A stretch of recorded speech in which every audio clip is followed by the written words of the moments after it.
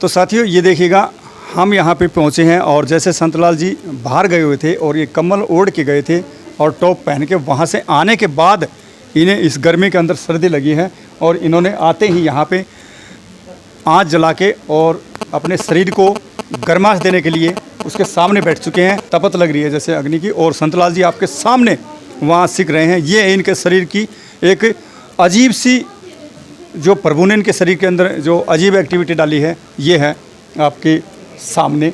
गर्मी में ये ज़्यादा सर्दी लगती है इनको, तो आँच बाल के सीखते भी हैं और सर्दी के अंदर ये बर्फ़ के ऊपर लेटते हैं और बर्फ़ खाते हैं, बर्फ़ से नहाते हैं, बर्फ़ से शरीर को सेकते हैं। ये इनके शरीर के अंदर एक अजीब ही हरकत है और इसका इन्होंने विश्व रिकॉर्ड बनाया था 2017 में, और इनके पास सर्टिफिकेट वगैरह हैं और हर यहाँ पे जिला उपायुक्त महोदय से ये सम्मानित हो चुके हैं। इसके अलावा भी ये कहीं ना कहीं सरकार की नज़रों से दूर हैं और जो सहायता राशि इन्हें मिलनी चाहिए उससे वंचित हैं, तो इस पर गौर कीजिएगा।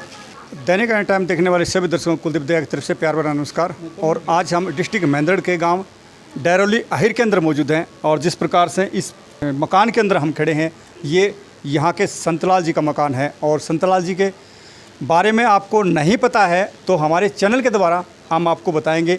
ये जैसे भगवान ने हमें इस धरती माता पे उतारा है और हमारे शरीर का निर्माण हुआ है, जैसे सर्दी में हमें सर्दी लगती है और गर्मी के अंदर हमें गर्मी लगती है, लेकिन ये संतलाल जी इस सृष्टि के एक 8वें अजूबे इस संसार के अंदर जन्म लेके आए हैं और आज हम उस संतलाल जी से आपको मिलवाते हैं। और संतलाल जी हमारे साथ यहीं पे हैं। ये देखिएगा, यहाँ पे चिलचिलाती धूप है, दोपहर के 12:30 या 1 का टाइम है और यहाँ संतलाल जी इस समय भी ये गर्म कम्बल ओढ़ के और अपना टोप लगा रखा है। हम इस गर्मी के अंदर आए तो इन्होंने हमें उस कमरे में अलग से बिठा के पंखा चलाया और वहाँ पे ये नहीं पहुँचे, इनको सर्दी लगने लगी। ऐसा इनके शरीर के अंदर भगवान ने ऐसा क्या डाला है कि हर मौसम के अलावा ये दूसरे मौसम को कैचअप करते हैं। और यहाँ पे काफ़ी साइंटिस्ट भी आ चुके हैं और जिला उपायुक्त से ये सम्मानित हो चुके हैं और काफ़ी चर्चित चेहरा है ये। और आज हमारा सौभाग्य है जो हम संतलाल जी से मुलाकात कर रहे हैं। नमस्कार संतलाल जी। नमस्ते जी, नमस्ते जी। हाँ जी श्रीमान जी, मेरा नाम संतलाल है, मेरा गांव डेरोली अहिर है जी। मैं स्थायी डेरोली अहिर का स्थायी निवासी हूँ जी।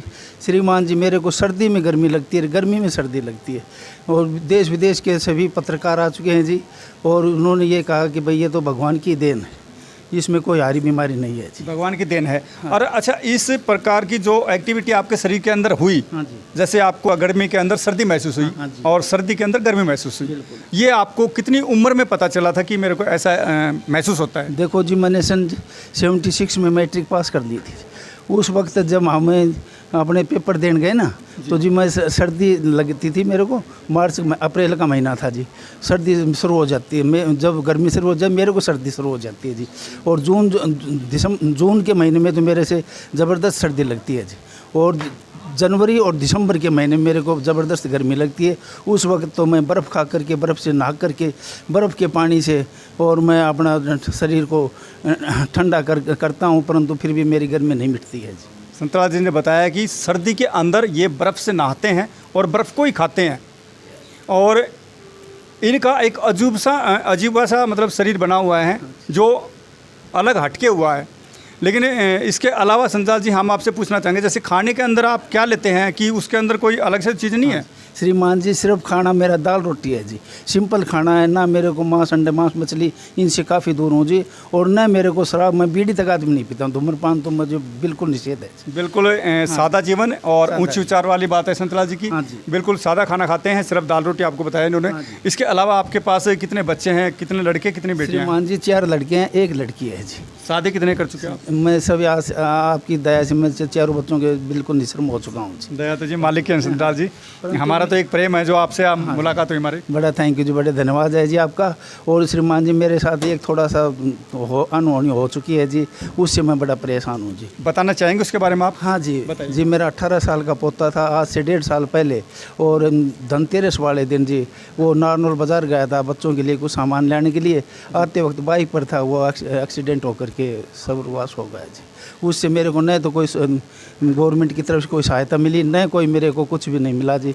तो श्रीमान जी, मैं आपसे ये निवेदन करता हूँ कि मेरे को उस बच्चे के बारे में, मैं बिल्कुल पुअर मैन आदमी हूँ जी, तो उसमें मुझे कुछ सहायता दिलवाई जाए जी।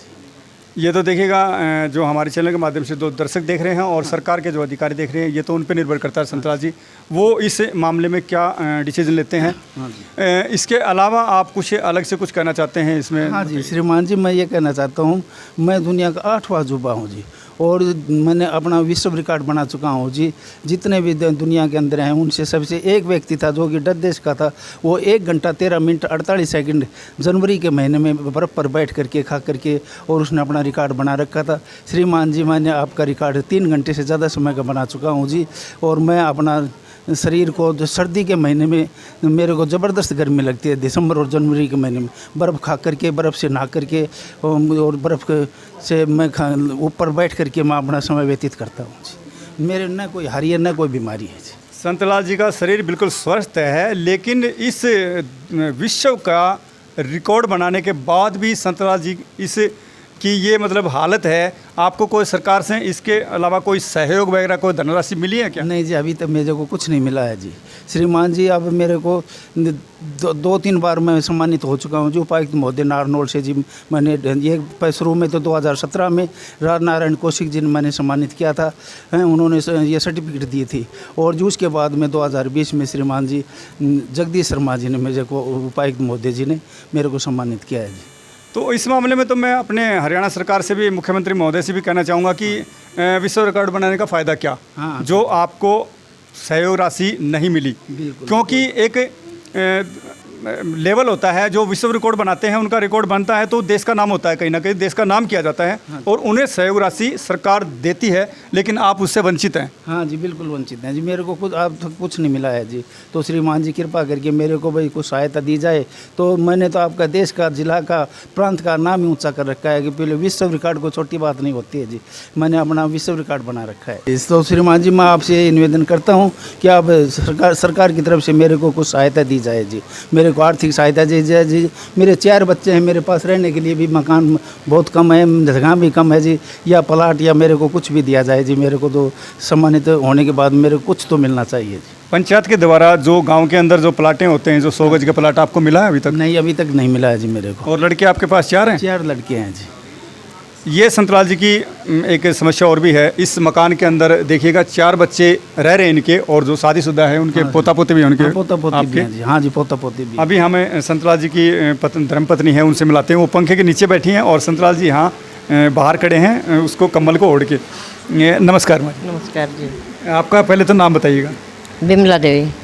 अच्छा, इन जो ये संतलाल जी आपके पति हैं, ये गर्मी में ओढ़ के रखते हैं और सर्दी के अंदर ये ठंडी बर्फ़ पे सोते हैं, इस प्रकार के करते हैं। ये आपकी शादी से पहले करते थे ऐसा?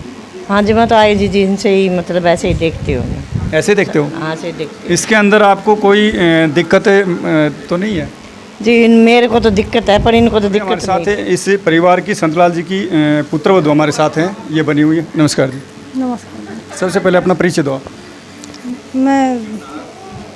मेरा नाम मीनू है जी। मैं इनके बेटे की वाइफ हूँ। जैसे कि बताया इन्होंने, इनके 4 लड़के हैं। हाँ, आपका कौन से नंबर पे आता है नाम? दूसरे नंबर पर। दूसरे नंबर पे।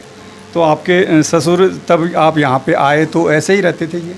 हाँ, ऐसे रहते थे जैसे इन्होंने बताया कि सर्दी के अंदर इन्हें गर्मी लगती है और गर्मी के अंदर सर्दी लगती जी। है। हाँ जी। तो उसके अंदर जैसे आपको कोई डिस्टर्बेंस नहीं होता? जैसे आपको कोई परेशानियाँ नहीं होती? परेशानी तो होती है, गर्मियों में पापा जी आँच बाढ़ के सीखते हैं, जैसे परेशानी तो होती है, जैसे रिजाई ओढ़ के रहते हैं। और सर्दी के अंदर? सर्दी के अंदर पूरे दिन पानी खिंडाते हैं, सुबह 4 बजे लग जाते हैं पूरे जैसे टाइम। उन्होंने एक बात और बताई कि वो बर्फ़ लेके आते हैं, बर्फ़ खाते हैं, बर्फ़ होते, तो आप लेके आते हैं, वो तो परेशानी आपको होती है? हाँ, लेके आते हैं, मांगते हैं तो लेके आनी पड़ती है ना।